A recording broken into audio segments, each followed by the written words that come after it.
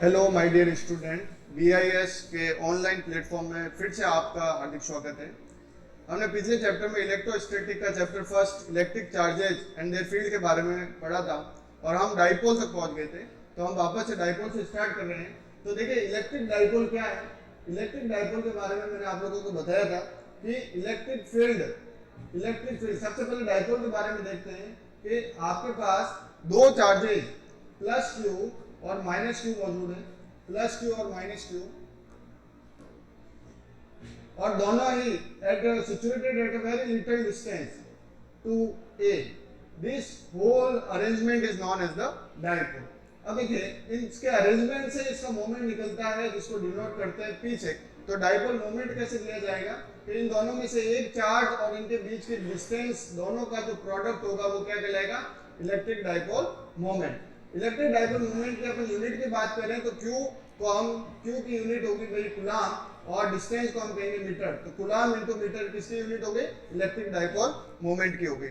आगे बात करते हैं हम इंटेंसिटी की। तो इंटेंसिटी ड्यू टू डाइपोल, तो इसके दो टॉपिक है टोटली, एक तो एक्सियल पोजीशन पर और एक इक्वेटोरियल पोजीशन पर। देखिए अगर मेरे पास कोई डाइपोल है,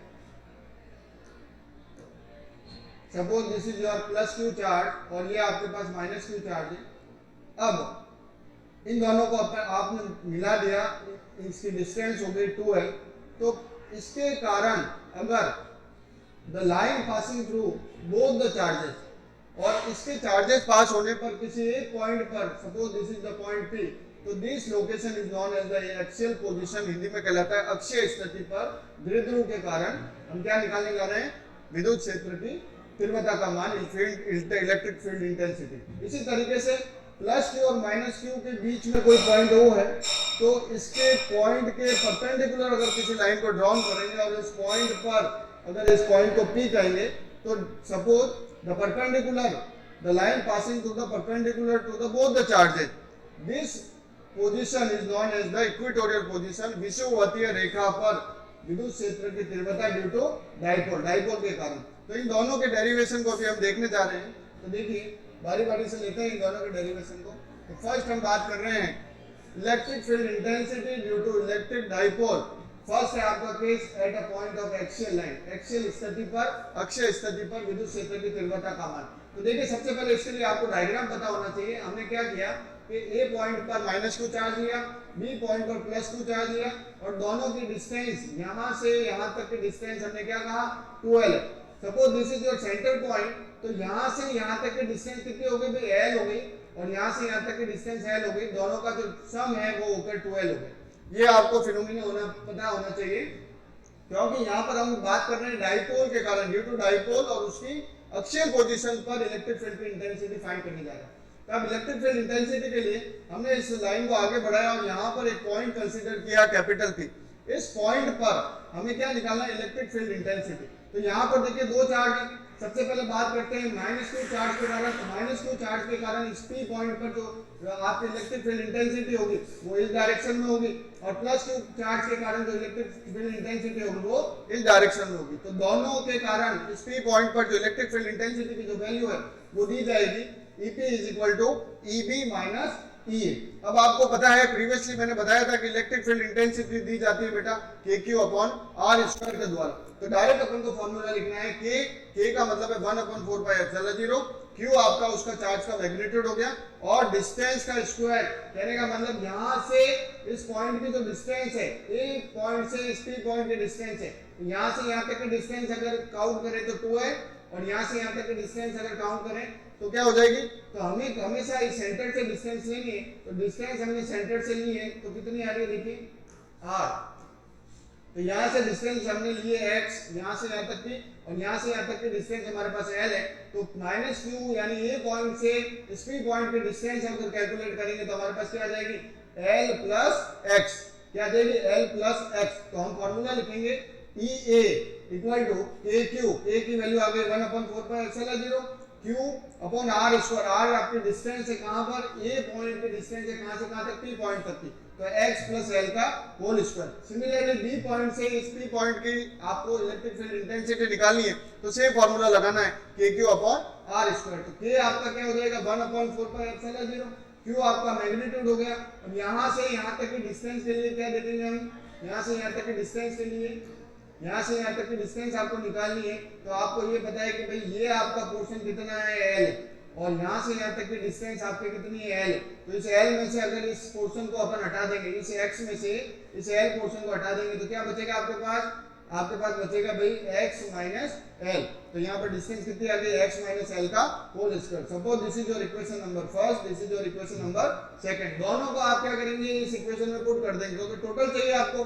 तो दिस EB माइनस EA, तो यहाँ पर EB की वैल्यू आ गई, यहाँ पर EA की वैल्यू आ गई।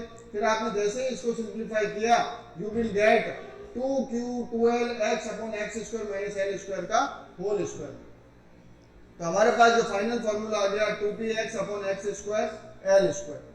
आगे बात करते हैं इक्वेटोरियल पॉइंट की। इक्वेटोरियल के बारे में मैंने पहले ऑलरेडी बता रखा है आप लोगों को कि दोनों चार्जेज प्लस q और माइनस q के बीच वाले पॉइंट से निकलने वाली लाइन पर कोई भी पॉइंट ले लीजिए आप, वो कहलाता है विषुववृत्तीय स्थिति पर आपके बिंदु, यानी कि इक्वेटोरियल पॉइंट पर बिंदु। अब उस पॉइंट पर हम कोई भी ऊपर या नीचे, दोनों चार्जेस के बीच वाले पॉइंट ऊपर या नीचे परपेंडिकुलर पर कोई एक पॉइंट ले लेंगे और वहां पर सेम इलेक्ट्रिक फील्ड इंटेंसिटी का पता करेंगे। तो हमने क्या किया, यहाँ पर एक पॉइंट ले लिया Q। इस Q पॉइंट पर कहां पर है ये, इक्वेटोरियल, दोनों पॉइंट के बीच में जो परपेंडिकुलर लाइन जा रही है उस पर। तो ये हो गया इक्वेटोरियल पॉइंट पर। अब देखिए माइनस Q से हमेशा ध्यान रखना, कभी भी इंटेंसिटी होती है तो माइनस Q की तरफ होती है और प्लस से जाने वाली होती है। तो दोनों को रिजॉल्व किया आपने, तो क्या हो जाएगा, दोनों की डायरेक्शन यहाँ पर थीटा है, तो जब भी थीटा के रेस्पेक्ट में बोलते तो ये cos ऑफ थीटा और ये भी cos ऑफ थीटा। तो यहाँ पर आपने लिख दिया E total is equal to ये cos थीटा है, ये भी cos थीटा। अब जैसे ही आपने इसको ऐड किया, क्योंकि दोनों का मैग्नीट्यूड सेम है, तो 2 time of q kq upon x square plus L square value आ गई आपके पास। आपने यहाँ पर एक cos थीटा दिख रहा है, तो इस ट्रायंगल से हम cos थीटा की वैल्यू निकाल देंगे। तो ट्रायंगल से cos थीटा की वैल्यू, यहाँ पर एक पाइथागोरस थ्योरम लगा दीजिए। cos थीटा आप सबको पता है, पंडित बद्री प्रसाद हर भोले, पंडित बद्री प्रसाद हर भोले, cos थीटा किसके बराबर होता है, बेस अपॉन हाइपोटेनस। तो बेस आपका क्या हो जाएगा, हाइपोटेनस आपका ये हो जाएगा। तो यहाँ पर जो वैल्यू आएगी किसके बराबर आएगी, L square plus x square, L square plus x square आ गई। यहाँ से आपने ये वैल्यू पुट कर दी, आपके पास ये आंसर आ गया। तो यहाँ पर हमने बात करी कि इक्वेटोरियल पॉइंट पर और एक्सियल पॉइंट पर, दोनों पर ड्यू टू डाइपोल जो वैल्यूज आ रही है वो आपने डिराइव करनी है। आगे बढ़ते हैं। नेक्स्ट टॉपिक है आपका torque on an electric dipole in a uniform electric field. हम क्या कर रहे हैं बेटा कि यहाँ पर एक माइनस Q और plus Q uniform charge E के अंदर एक दो चार्जेस को रख रहे हैं, दैट इज डाइपोल को रख रहे हैं। डाइपोल है, इसका मतलब इन दोनों के बीच की डिस्टेंस कितनी होगी, 2L होगी। तो यहाँ पर एक नेगेटिव चार्ज है और दूसरा क्या है, पॉजिटिव चार्ज है। तो अब आपको टॉर्क निकालनी है, और टॉर्क का सिंपल सा फॉर्मूला क्या होता है भाई, इलेक्ट्रिक फोर्स इनटू डिस्टेंस। क्या फॉर्मूला होता है, force into perpendicular distance. Force into perpendicular distance किसका फॉर्मूला होता है, टॉर्क का। आप सभी जानते हैं कि फोर्स का फॉर्मूला होता है QE, F equal to QE। अब अगर हमें परपेंडिकुलर डिस्टेंस के रूप में परपेंडिकुलर डिस्टेंस मिल जाए, तो परपेंडिकुलर डिस्टेंस के लिए हमने क्या किया, परपेंडिकुलर डिस्टेंस के लिए यहाँ से एक परपेंडिकुलर ड्रॉन किया, यहाँ से एक परपेंडिकुलर ड्रॉन किया, यहाँ पर एक पाइथागोरस थ्योरम लगा दिया आप लोगों ने। तो आपको क्या मिल जाएगा, 2L sin थीटा। कैसे मिला भाई, sin थीटा किसके बराबर होता है, परपेंडिकुलर अपॉन हाइपोटेन्यूज। कैसे निकाला, पंडित बद्री प्रसाद हर बोले, तो परपेंडिकुलर हाइपोटेन्यूज sin थीटा। तो sin थीटा ये थीटा है, तो इसके सामने वाला परपेंडिकुलर होगा, ये वाली डिस्टेंस अपॉन हाइपोटेन्यूज ये होगा। तो यहाँ पर आप रखेंगे परपेंडिकुलर और ये रखेंगे हाइपोटेन्यूज का 2L। तो परपेंडिकुलर आपके पास कितना आ जाएगा, 2L sin ऑफ थीटा। ये आपके पास डिस्टेंस आ जाएगी परपेंडिकुलर। यही चीज आपने यहाँ रखी है, 2L sin ऑफ थीटा। अब आपको पता है कि डाइपोल मोमेंट क्या होता है, डाइपोल मोमेंट होता है एक चार्ज और उनके बीच के डिस्टेंस। तो 2L Q जहाँ है वहाँ पे आपने क्या रखेंगे, P। तो 2L इंटू Q की जगह रख देंगे P। तो आपका ओवरऑल टॉर्क किसके बराबर हो गया, P sin ऑफ थीटा।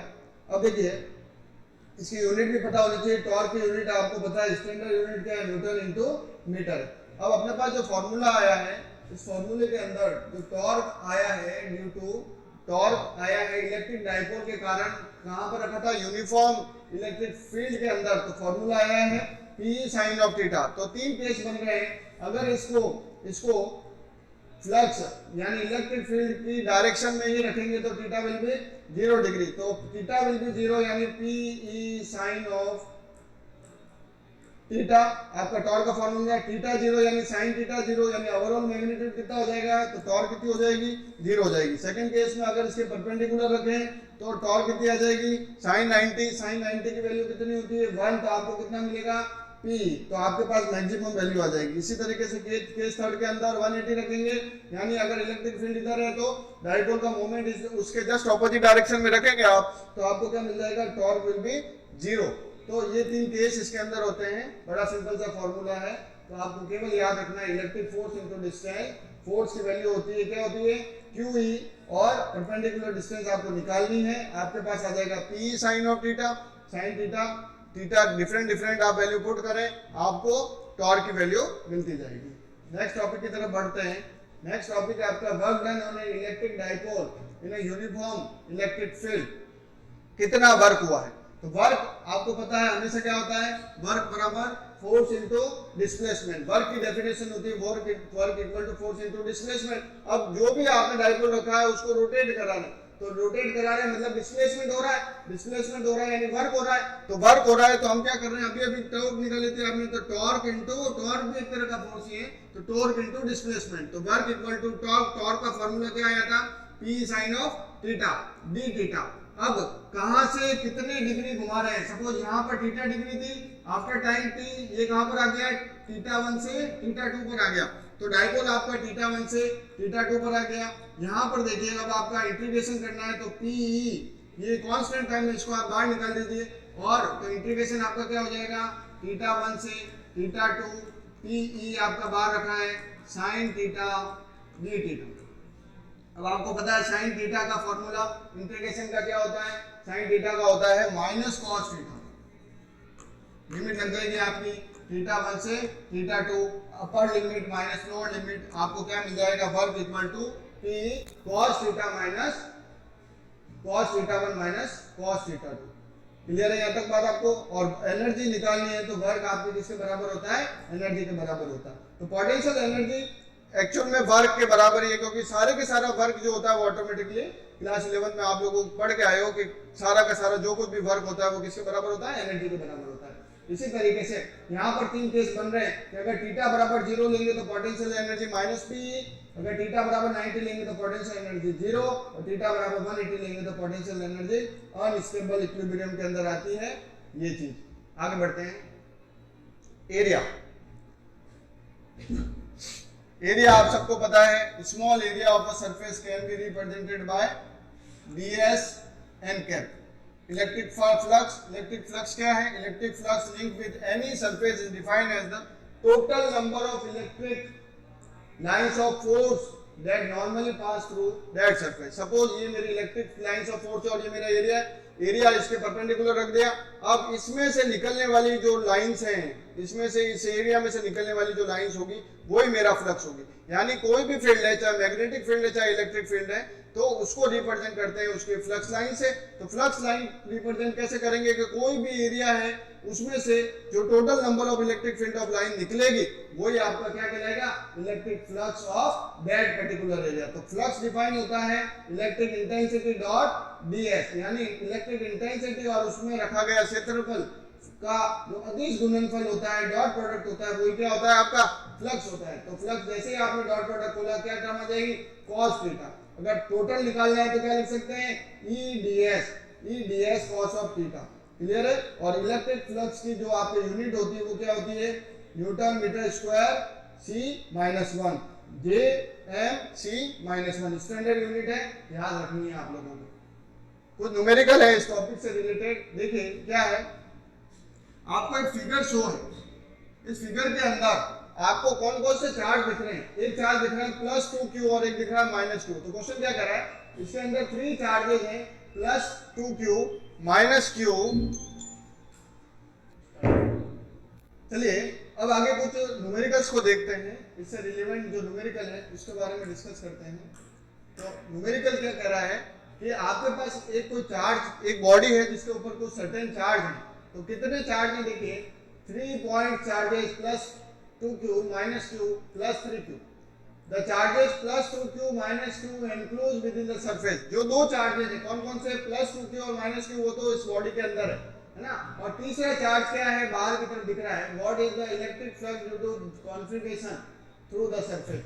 तो देखिए जो इलेक्ट्रिक फ्लक्स होता है वो दिया जाता है 1/ε0 2q माइनस q। देखिए क्या करना है आपको, net charge enclose within the surface. देखिए फॉर्मूला होता है फ्लक्स का, flux that is equal to total charge upon ε0। ये फॉर्मूला आपको ध्यान रखना है। अब यहाँ पर देखिए बॉडी के अंदर आने वाले चार्जेस का एल्जेब्रिक सम कर देना। तो बॉडी के अंदर आने वाले चार्जेस कौन कौन से हैं, एक तो प्लस 2q और एक माइनस q। तो प्लस 2q में से माइनस q सब्ट्रैक्ट कर देंगे तो आपके पास कितना बचेगा q।